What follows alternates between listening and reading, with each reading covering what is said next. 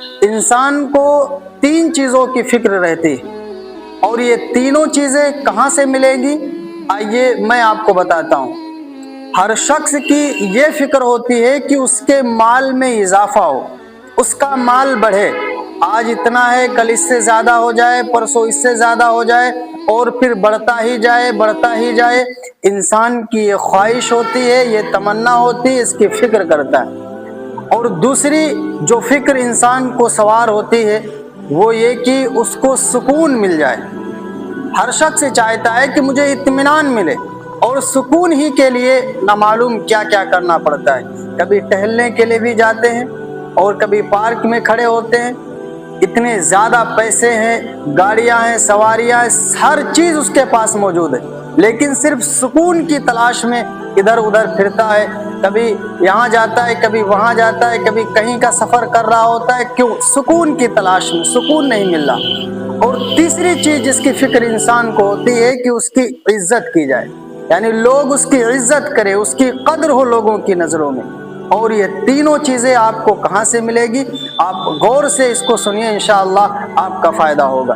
پہلی چیز، جس شخص کو مال کی فکر ہوتی ہے کہ اس کے مال میں بڑھوتری ہو، مال بڑھے، تو اللہ کے راہ میں خرچ کرنا شروع کر دو۔ تمام صحابہ اکرام اور بزرگان دین سے یہ بات ثابت ہے، اور پتہ چلتا ہے کہ جو شخص اللہ کے راہ میں خرچ کرتا ہے اس کے مال میں اور زیادہ اضافہ ہوتا ہے۔ جو جتنا زیادہ خرچ کرے گا اللہ تعالیٰ اس کے مال میں اتنا زیادہ اضافہ کرتے ہیں۔ اور دوسری چیز جس کی فکر انسان کو ہوتی ہے کہ اسے سکون نصیب ہو، تو دیکھیے نہ سکون گاڑیوں میں ہے، نہ پیسوں میں ہے، نہ دولت میں ہے، کہیں سکون نہیں ہے۔ ہمیشہ یاد رکھنا، اللہ کے قرآن کو آپ کھول کر دیکھیے، اللہ تعالیٰ فرماتے ہیں الا بذکر اللہ تطمئن القلوب، کہ سن لو اللہ کا ذکر کرنا دلوں کو سکون پہنچاتا ہے۔ یعنی اللہ کے ذکر میں دلوں کو اطمینان ملتا ہے، سکون ملتا ہے۔ ہمیں پتہ یہ چلا کہ اگر ہم سکون کی تلاش میں ہیں تو اللہ کا ذکر کرنا شروع کر دو، پھر دیکھو دل کو کیسے سکون ملتا ہے۔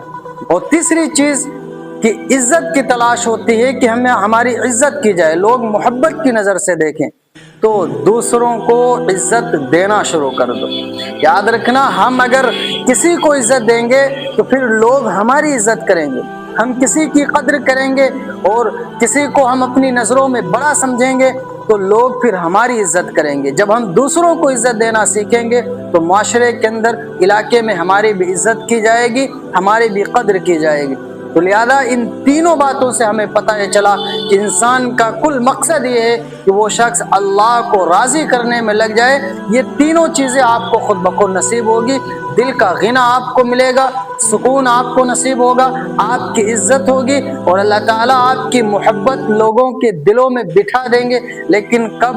جب ان تینوں چیزوں کی تلاش ہم ادھر ادھر نہیں بلکہ ہم اللہ کے بتائے ہوئے، رسول کے، صحابہ کے بتائے ہوئے طریقے پر ہم چلیں گے تو انشاءاللہ یہ تینوں چیزیں ہمیں آسانی کے ساتھ نصیب ہوگی، اور ان تینوں چیزوں کے ذریعے ہمیں ایک خوشی حاصل ہوگی، ایک اطمینان نصیب ہوگا، اور جس سے ہمارا دنیا میں اور آخرت میں اور ہر جگہ فائدہ ہوگا، اور ہر جگہ ہر موڑ پر ہم سب کے لیے کامیابی کا ذریعہ اور سبب بنے گا۔